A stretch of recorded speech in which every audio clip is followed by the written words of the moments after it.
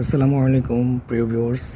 বাংলাদেশের মুসলিম উম্মার জন্য একটা সুখবর হচ্ছে, আমাদের দেশের প্রখ্যাত আলেম এবং জনপ্রিয় বক্তা, সবার প্রিয় মিজানুর রহমান আজহারি দেশে প্রত্যাবর্তন করেছেন দীর্ঘ প্রায় 4 বছর পরে।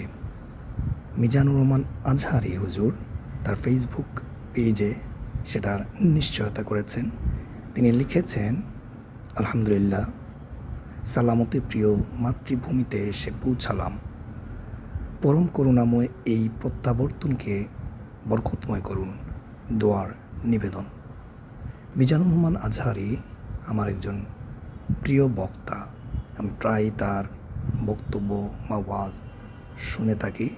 তার কণ্ঠ এত সাবলীল যে কেউ তার ওয়াজের প্রতি আকৃষ্ট হতে বাধ্য, এবং তিনি খুবই সুনিষ্ঠ বক্তা এবং খুবই গুছালুভাবে যে কোনো জিনিস মানুষের কাছে উপস্থাপন করতে পারেন, এবং তিনি কোরআন সুন্নাহর আলোকেই মূলত ওয়াজ করে থাকেন।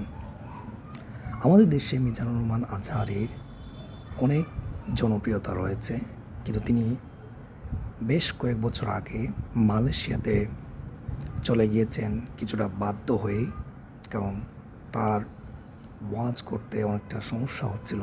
বাংলাদেশে তখন ফ্যাসিস্ট সরকার, আওয়ামী লীগ গভর্নমেন্টে ছিল। সো প্রিয় ভিউয়ার্স, মিজানুর রহমান আজহারি বাংলাদেশে ফিরে আসায় আপনারা কীরকম আনন্দিত, উল্লসিত, এটা অবশ্যই আপনারা প্রকাশ করবেন কমেন্ট সেকশনে।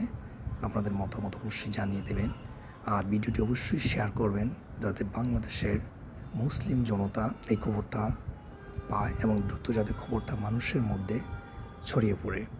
সো সবাই ভালো থাকবেন, সুস্থ থাকবেন। আসসালামু আলাইকুম।